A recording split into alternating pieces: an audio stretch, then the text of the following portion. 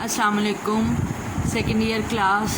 This is your teacher Mrs Sobia Azhar from government degree college F block Rawalpindi. Class हमने chapter number 16 शुरू किया हुआ है और हम पढ़ रहे थे लोकोमोशन इन वर्टिब्रेट्स, जिसमें आपने मुख्तलिफ एनिमल्स की लोकोमोशन के बारे में पढ़ा था. उसको हम थोड़ा सा रिवाइव कर लेते हैं. जैसे यूग्लिना जो है वो फ्लैजेलम से मूव करता है और उसके जो है मायोनीमीज़ जो है उसके ऑर्गन्स हैं जो उसको हेल्प करते हैं मूवमेंट में. उसके अलावा पैरामीशियम में हमने ये देखा था, लोकोमोशन इन पैरामीशियम में हमने ये चीज़ देखी थी कि लोकोमोशन सीलरी मूवमेंट होती है. सीलिया उसका जो है लोकोमोटरी ऑर्गन था और उसमें एक इफ़ेक्टिव स्ट्रोक और एक उसका रिकवरी स्ट्रोक आता है. अमीबा का जो लोकोमोशन था वो हमने स्टडी किया था कि अमीबा जो है वो मूव करता है with the help of pseudopodia false foot की वजह से, और वो सारा बॉडी साइटोप्लाज्म सारा एक तरफ को मूव करता है और जिस डायरेक्शन में मूव करता है पूरी बॉडी उस तरफ मूव कर जाती है. फिर हमने लोकोमोशन इन जेलीफिश पढ़ा था और उसमें हमने ये चीज़ देखी थी कि लोकोमोशन इन जेलीफिश में कि इसमें जेट प्रोपल्शन वाला मेथड अप्लाई होता है. वाटर उसके अंदर जाता है और वो जब उसे फोर्स से स्क्वीज़ आउट करता है तो वो उसके ऑपोजिट डायरेक्शन में मूव करता है. अर्थवर्म में अकॉर्डियन लाइक मूवमेंट थी और उसमें जो है उसकी मसल्स और सीटी उसमें इन्वॉल्व थे. सीटी जो है वो उसको अटैच करते थे ग्राउंड पे और फिर वो स्क्वीज़ और ड्रैग करके आगे मूव करता है. फिर इसी तरह आगे हमने लोकोमोशन इन कॉकरोच देखी थी. कॉकरोच के अंदर हमने ये चीज़ देखी थी कि वो स्विफ्ट वॉकिंग करता है और फ्लाइट करता है. दोनों तरह का काम इसके लोकोमोशन में हो रहा था. स्नेल में क्रॉलिंग होती है. स्टारफिश में जो ट्यूब फीट्स हैं उनकी मदद से लोकोमोशन का प्रोसेस जो है वो फुलफ़िल होता है. अब हम स्टार्ट करने लगे हैं locomotion and skeleton in vertebrates. Vertebrates में स्केलेटल मसल और स्केलेटन जो है ये दोनों चीज़ें हेल्प आउट करती हैं लोकोमोशन में. इसमें भी हम मुख्तलिफ वर्टिब्रेट्स के बारे में पढ़ेंगे. जैसे सबसे पहले अब हमने स्टार्ट करना है locomotion in swimming in fishes. Fishes जो है आपको पता है कि वो उनकी मूवमेंट का तरीका जो है वो स्विमिंग का है. वो स्विम करके मूव करती हैं. ठीक है. The body of most fishes are streamline.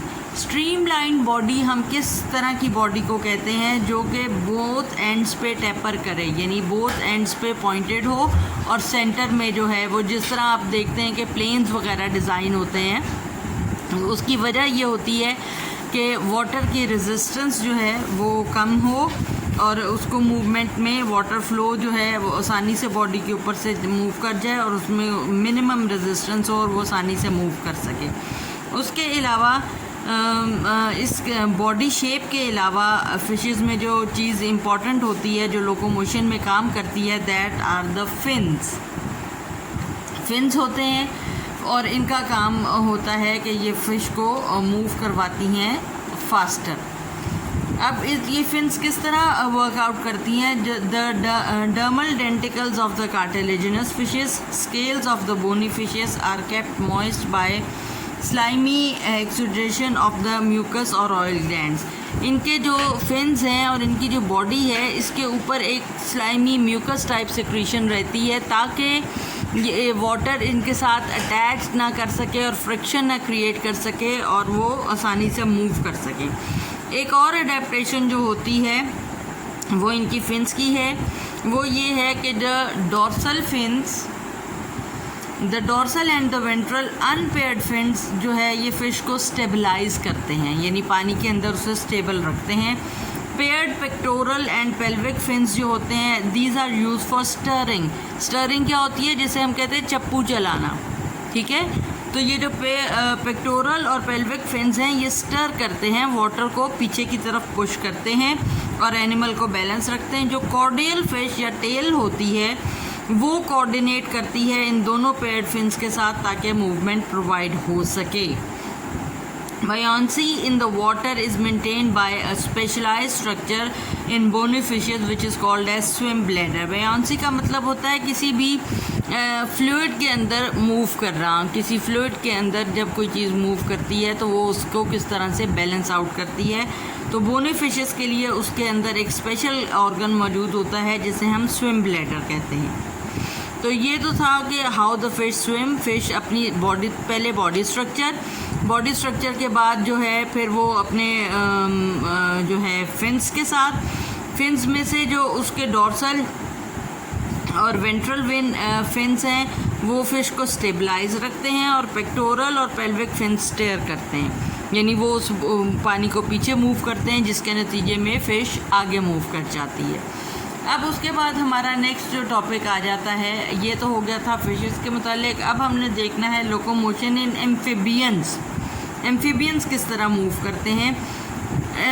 Journal body जो एम्फीबियंस की होती है वो फ़िश लाइक एम्फीबियंस जो है वो उसमें करेक्टरिस्टिक पाया जाता है। इनमें दो तरह के मीन्स ऑफ लोकोमोशन होते हैं।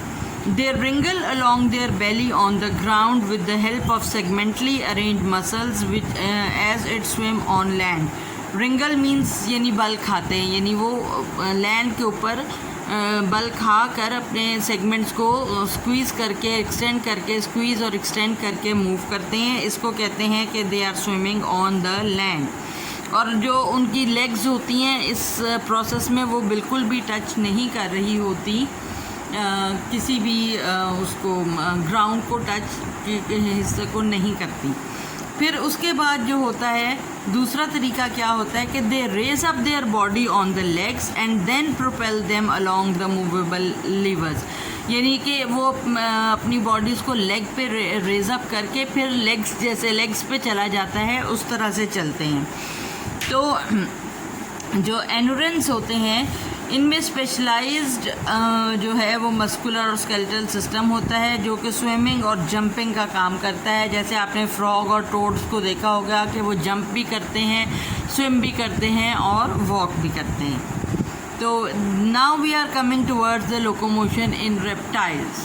ठीक है, अब अगला जो टॉपिक है हमारा वो है locomotion in reptiles. The lifestyle of the reptile में बहुत सारी अडेप्टेशंस होती हैं। They move better than amphibians due to evolution of skeleton.